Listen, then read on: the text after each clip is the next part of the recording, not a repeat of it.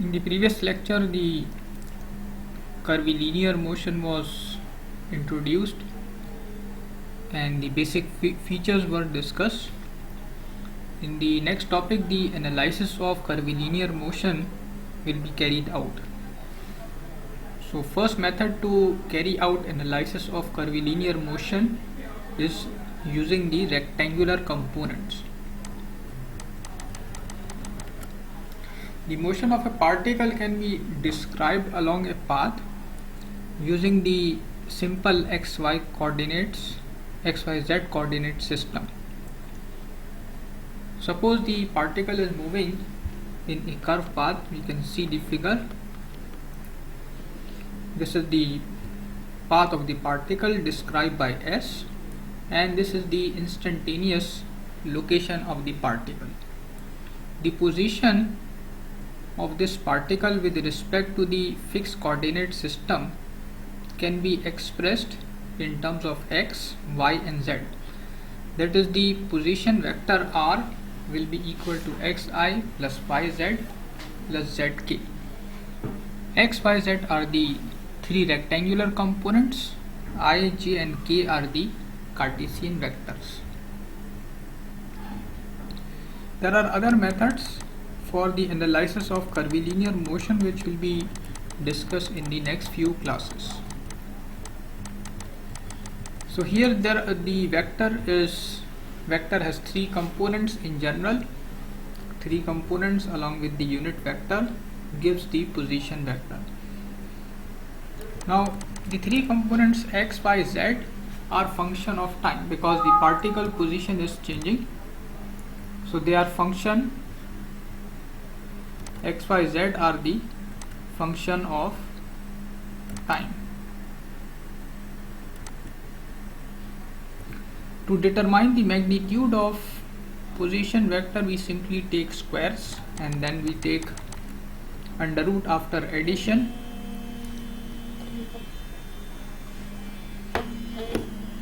To determine the direction of the position vector, we calculate the unit vector.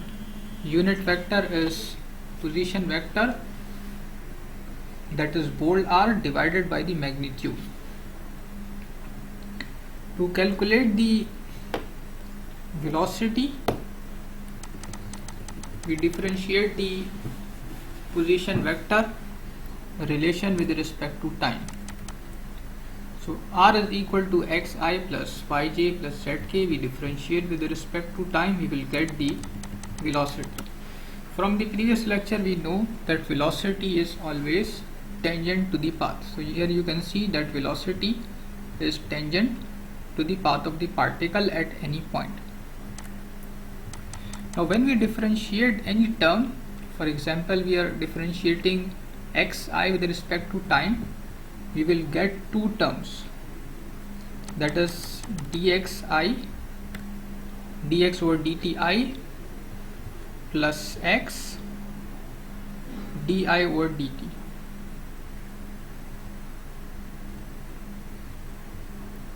So here we have two terms, but this term, the second term, will become 0. Di over dt will be 0 because the position of the coordinate system, the orientation of the coordinate system is not changing because the coordinate system is fixed. When coordinate system is fixed, it is the change in time is 0. The position of the particle is changing with respect to time, so this will be non-zero. So after differentiating the term d over dt xi, we will get only a single term. In the similar manner, we will have dy over dt j plus dz over dt k.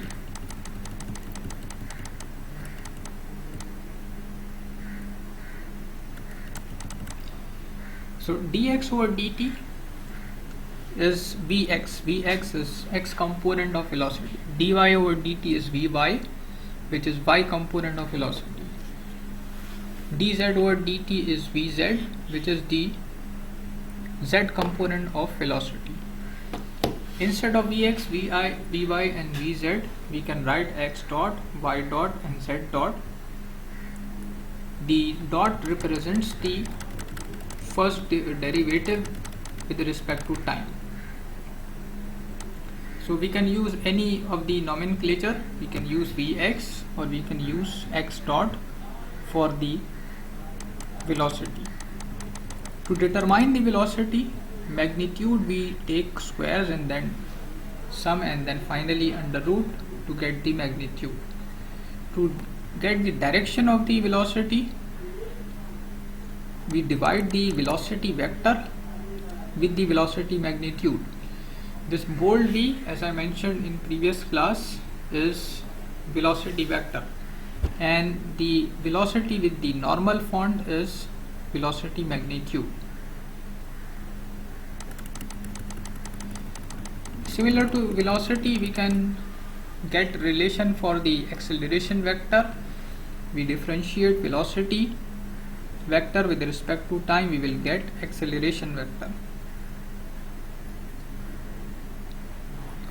And again we will be having two terms, but the second term di over dt, dj over dt will cancel. And we will get acceleration equal to axi plus ayj plus azk. Instead of ax, we can write vx dot, that is first time derivative of x component of velocity, or instead of ax we can also write x double dot, which is the second derivative for the x position. Again, for the acceleration magnitude, we have the same procedure: take squares of various components, add and then take under root. And for the direction, we have again the same procedure.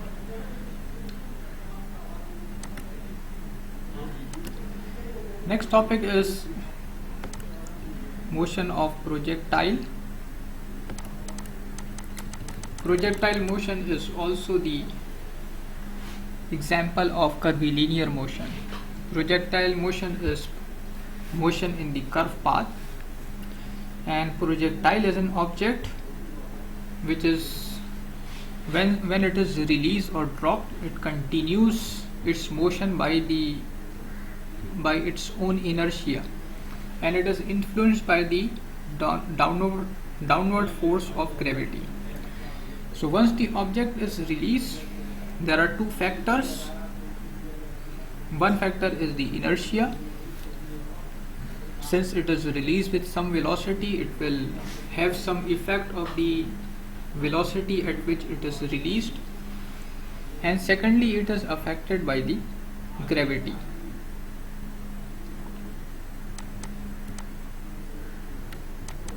So projectile motion is a curved path motion, and the changes in velocity are only due to the action of gravity. In the projectile motion, we neglect the effects of the air resistance, wind velocity, air velocity, and we assume that all the changes in the velocity are due to the gravity effect. The horizontal motion continues due to the inertial effect, and inertial effect is that the object continues to remain in motion unless there is some restricting effect. The motion of the projectile is most suitably defined using the rectangular components. Since this is the topic of rectangular components, the projectile is covered in the rectangular components topic, because the motion is it can be simply defined in terms of the rectangular components of velocity. Now the projectile motion is the two-dimensional motion, that is, the motion is assumed to be in a plane, and for a two-dimensional motion we assume that there are two components of velocity, one is Vx and other one is Vy, and the trajectory includes x component and it includes the y component. Suppose the object is dropped with a velocity of v naught, and there are two components, one is v naught x and the other component is v naught y, because the object is supposed to be released at some angle. So initially there are two components in general, then there will be some curve path at which the object will move. The changes will occur due to the action of gravity. Once the object reaches a certain height, it will move in the downward direction. So this is our coordinate system. Origin, initial position is x naught, y naught, and final position is suppose x and y. Velocity is vx and vy. Now the horizontal motion is not affected by the action of gravity, because gravity affects in y direction. So in horizontal direction there is no acceleration or deceleration. As we discussed before, that when acceleration is constant, we have simple relations for velocity and position. When acceleration is constant, we have simple relations which we have studied during metric and intermediate. So these are three simple relations. Velocity is a vector quantity, it will have components in x and y, and similarly the equations will be written for x and y separately. So when we write the equation for x,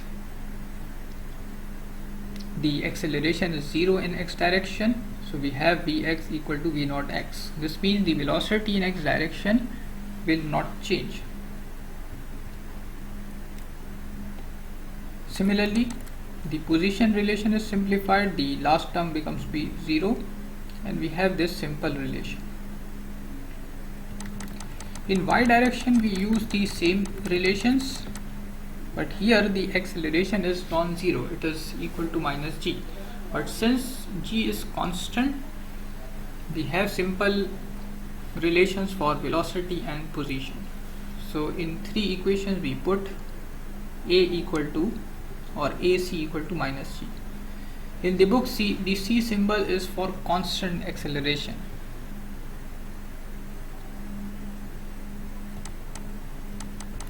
So we have now 5 equations, three equations from the y velocity equations, y direction equations. We have 3 equations, and from x direction equations we have basically 3, but 2 are same. So we have here 2 equations. So altogether we have 5 equations. We can get useful results from the 5 equations. We can determine the total time of flight, and we can find the maximum horizontal range which will a projectile cover. Then we can find the maximum height reached by the projectile. It will depend on the angle at which the object is thrown. Then we can find the trajectory of the path of the projectile. In this equation we have a and b, so a is tan theta and b is g over v naught x square. So these are same relations which the students have studied during the intermediate course.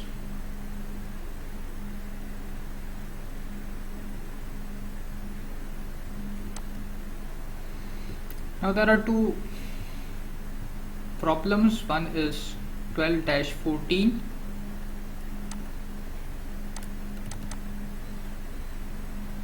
The problem 12-14 is related to the rectilinear motion. The particle is moving along a straight line. The position relation is given in terms of time, t cube minus 6t square minus 15t plus 7. We have to find the total distance traveled when time is 10 seconds. That is the distance traveled within the first 10 seconds. And we have to find also the particle average velocity, average speed, instantaneous velocity and acceleration at t equal to 10. So position relation S is given. We find the velocity. The general relation for instantaneous velocity is ds over dt. So we differentiate. After differentiation we will get 3t square minus 12t minus 15. Now we analyze the changes in velocity. If we see at t equal to 0, when time is 0 seconds, time equal to 0 seconds is our reference time. So at the reference time, velocity is equal to minus 50. If we substitute t equal to 0 in this equation, velocity will be minus 15 feet per second. Minus value of velocity indicates that particle is moving towards left direction. Then when we see time equal to 10 seconds, if we substitute 10 in this equation, velocity is 165 feet per second. So at time equal to 10 seconds, the velocity is positive. This means it is moving in right direction. So in this problem we can see that there is direction change. At one instant the direction is towards left, at the other instant the direction is towards right. So this means that there is some instant, there is some time at which the direction is changing. For some time the particle will move towards left, and for remaining time the particle will move towards right. So for determining the instant at which the direction changes, we put velocity equal to 0, because when the direction will change, velocity will become 0. So we substitute v equal to 0 in this equation and we get two roots. So we will consider only the positive root. So positive root is 5 seconds. This means at t equal to 5 seconds the direction will change. So we can see the figure for better understanding. At t equal to 0, particle is moving towards left, and at t equal to 5 the particle is moving towards right. So we determine the position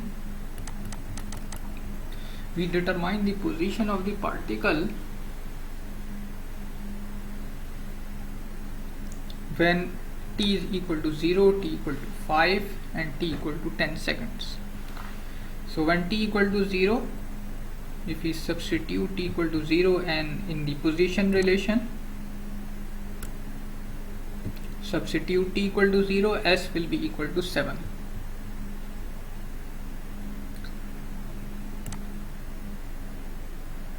So t equal to 0, s equal to 7. In the same equation, if you put t equal to 5,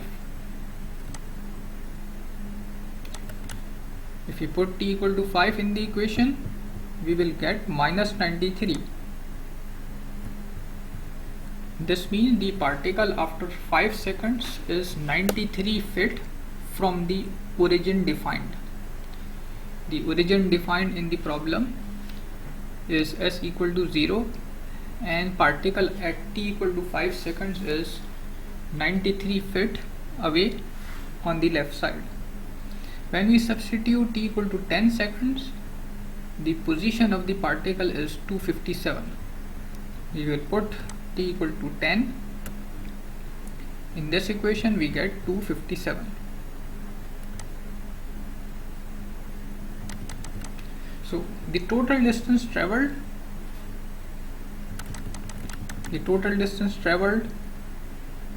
this is the initial position of the particle, t equal to 0, s equal to 7. So this is 7 and this is 93, this becomes 100, So the particle moves 100 feet towards left, and then we add, or then we take the difference of S 257 and minus 93. So 93 and 257 will be 350. So it moves 100 feet towards left and 350 towards right. So total is 450.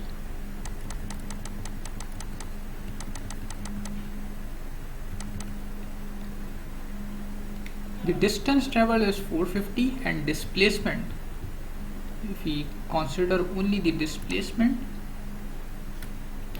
so displacement is 257 minus 7. Initial position is 7, final position is 257, so displacement is only 250. So we divide 250 with 10, it will give 25. Average velocity is 25 feet per second. But if we find average speed, so for speed we have to calculate, or we have to use the entire distance traveled. Velocity is displacement over time, as we know from our basic background, and speed is total distance over time. So total distance covered is 450 divided by time will give 45. So 45 is average speed. Then we calculate the acceleration. For acceleration, we differentiate the velocity relation. We differentiate with respect to time. We will get 60 minus 12 minus 12.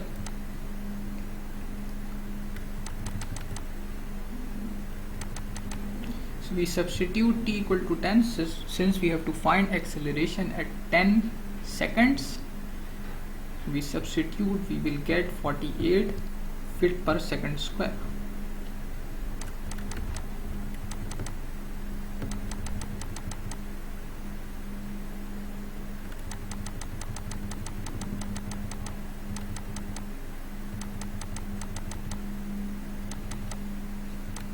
The next problem, if the effects of atmospheric resistance are accounted for a falling body which has an acceleration defined by the equation.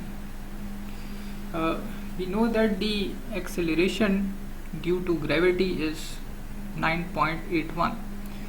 9.81 means the particle, if it is released from some elevation, it will have acceleration of 9.81. But that 9.81 is for the case when we neglect the atmospheric resistance. If the atmospheric resistance is taken into account, then acceleration will decrease with the increase in velocity, as we can see from this relation.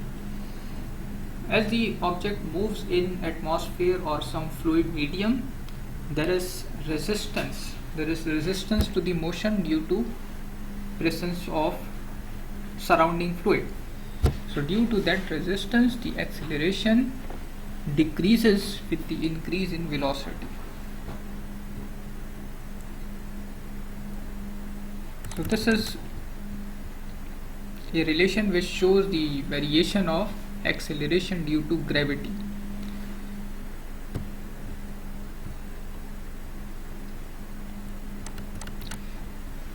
Now we have to find the velocity when time is equal to 5 seconds, and then finally we have to find second part, the terminal or maximum attainable velocity. The basic relation is dt equal to dv over a, and the formula or the relation or equation for acceleration is given. We put in this equation.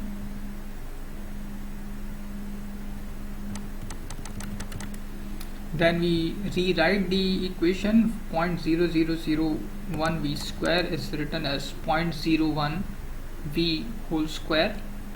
Then we move 9.81 out of the integral sign, and from the basic integration or the integration, the students who have covered the integration topic in intermediate, 1 over 1 minus av square is equal to 1 over 2 1 plus av and 1 minus av. So the students can go through the integration topic which they have studied in intermediate course. So when we integrate, we can divide into two parts, one plus 0.01 v and second is 1 minus 0.01 v, and then we can easily integrate. After integration we will have the logarithmic relation, and here we have velocity along with the within the logarithmic sign. We can move on the left hand side and we can write velocity in terms of e. So we substitute time equal to 5 seconds in this equation. We will get velocity equal to 45.5. Now we have to find the maximum or terminal velocity, because the velocity will increase since the object is accelerating in the downward direction. The velocity is increasing. As the time will proceed, the velocity will increase. Initially the velocity when it is left, it is 0, and then velocity increases. So after 5 seconds the velocity is 45.5. But we are interested in determining the maximum velocity. If we ignore the atmospheric resistance, the velocity can be infinite, because velocity will continue to increase with the acceleration. Since there is acceleration, the velocity will continue to infinite magnitude. But since we are considering the resistance due to atmosphere, the velocity will become constant after a certain period of time.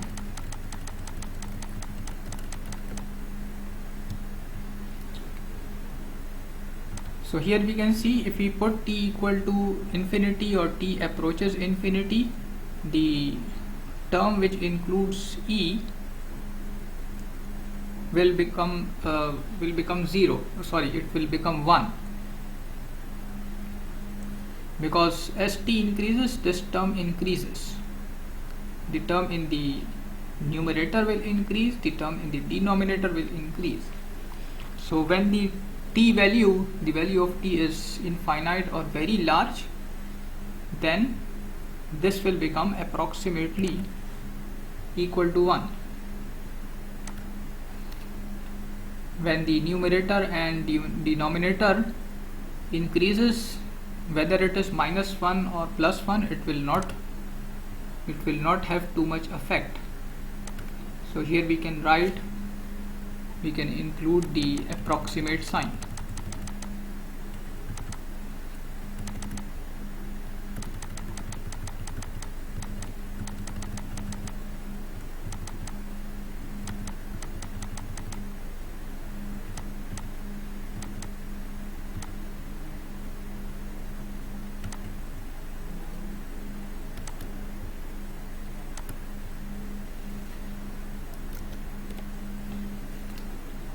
So this is approximately equal to 0, approximately equal to 1, because the magnitude of this term will increase significantly, and similarly this one. So whether it is -1 or +1, it will not affect the magnitude. So this will almost become 1, and 100 multiplied by 1 will be equal to 100. So final velocity will be equal to 100.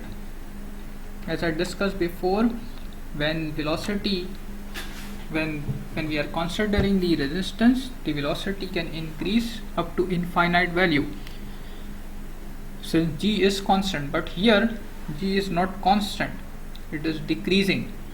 So when time is equal to, for example, 5, the acceleration will not be 9.81, it will be less than 9.81. And when time is infinite, the acceleration will become 0. When acceleration will become 0, velocity will be maximum velocity or terminal velocity. So that terminal velocity is 100 meter per second.